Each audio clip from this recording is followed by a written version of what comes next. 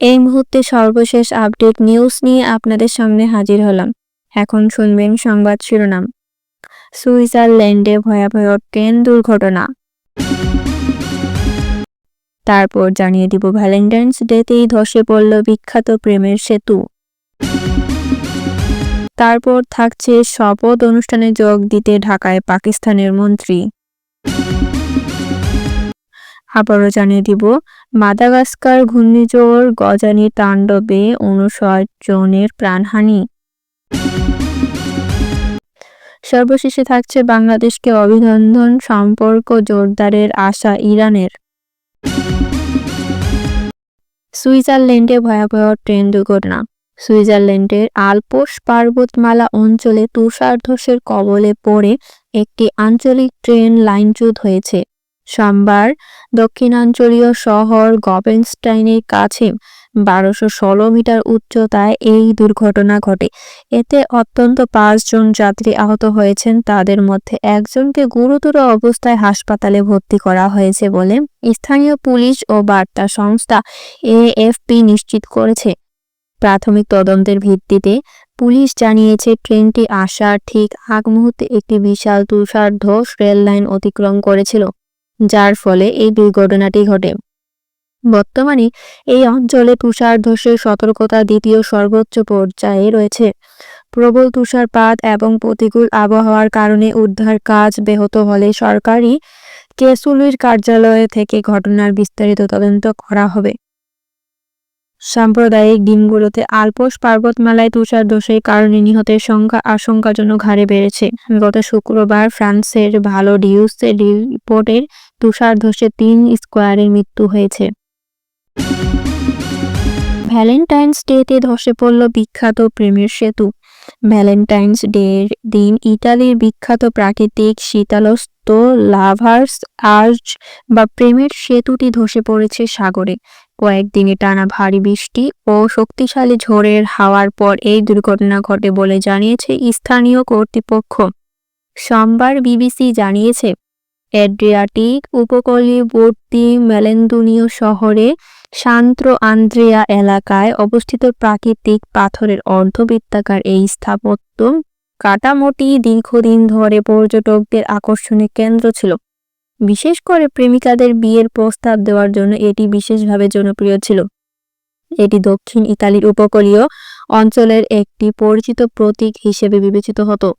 মেলেন্দোরিওর mayor Maurizio সিস্টানিলো স্থানীয় গণমাধ্যমকে বলেছেন, এটি এক অনাকাঙ্ক্ষিত ভ্যালেন্টাইন্স উপহার। তিনি একে নিজ অঞ্চল ও পর্যটন খাতের জন্য খুবই বড় আঘাত হিসেবে উল্লেখ করেছেন।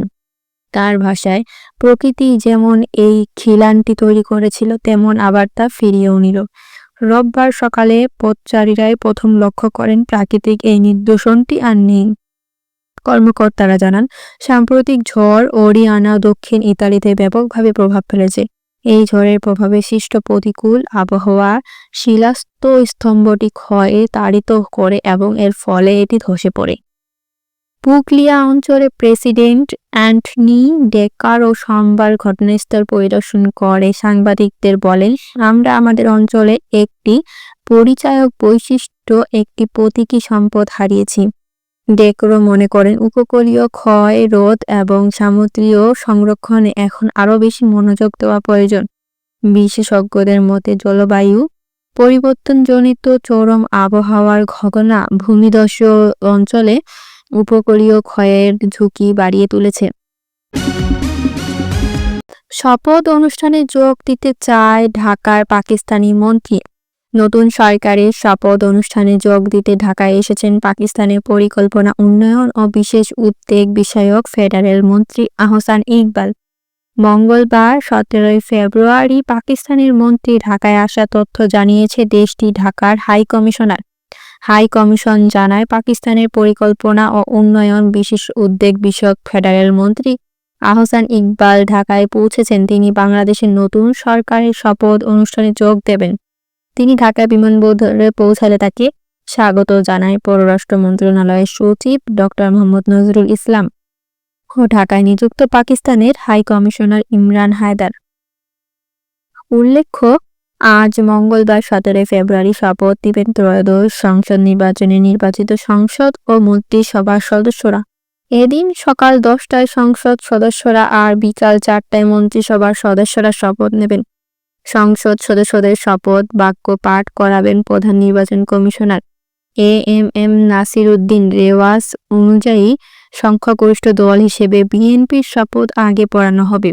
সে অনুযায়ী মঙ্গলবার সকাল 10টায় বিএনপি থেকে নির্বাচন অংশ নেওয়া সংসদ সদস্যরা শপথ নেবেন। এর আগে গত বৃহস্পতিবার বাংলাদেশে ত্রয়োদশ জাতীয় সংসদ নির্বাচন অনুষ্ঠিত হয়।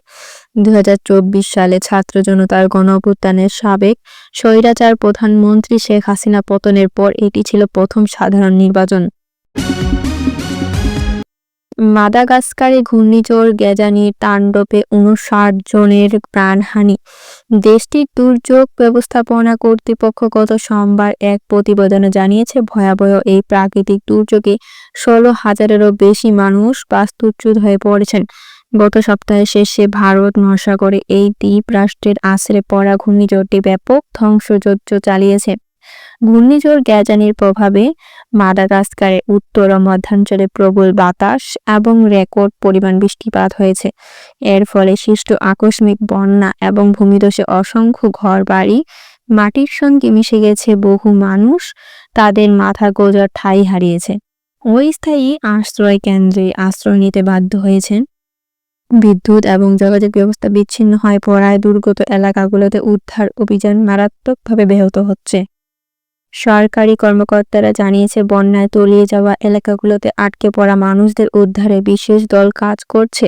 তবে প্রতিকূল আবহাওয়ার কারণে ত্রাণ কার্যক্রম পৌঁছাতে দেরি হয় মানবিক সংকটে আশঙ্কা দেখা দিয়েছে। বাস্তুচ্যুত হাজার হাজার মানুষের জন্য জরুরি খাদ্য, বিশুদ্ধ পানি এবং চিকিৎসার প্রয়োজন দেখা দিয়েছে। কর্তৃপক্ষ ক্ষতিগ্রস্তদের সহায়তায় আন্তর্জাতিক মহলের কাছে আবেদন জানানোর প্রস্তুতি নিচ্ছে। বাংলাদেশকে অভিনন্দন। সম্পর্ক জোরদারের আশা ইরানের।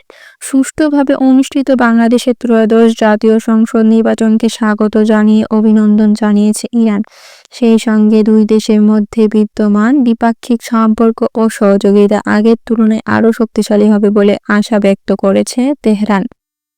সোমবার ইরানের পররাষ্ট্র মন্ত্রণালয়ের মুখপাত্র ইসমাইল বাঘেই বলেন, এই নির্বাচন বাংলাদেশের জনগণের নিজেদের ভবিষ্যৎ নির্ধারণের দৃঢ় সংকল্পের প্রতিফল এবং জাতীয় পর্যায়ে অগ্রযাত্রা অব্যাহত রাখার ক্ষেত্রে একটি গুরুত্বপূর্ণ পদক্ষেপ। ইরানের এই মুখপাত্র আশা প্রকাশ করে আবারও বলেন, দুই মুসলিম দেশের মধ্যে বিদ্যমান দ্বিপাক্ষিক সম্পর্ক ও সহযোগিতা আগের তুলনায় আরও শক্তিশালী হবে।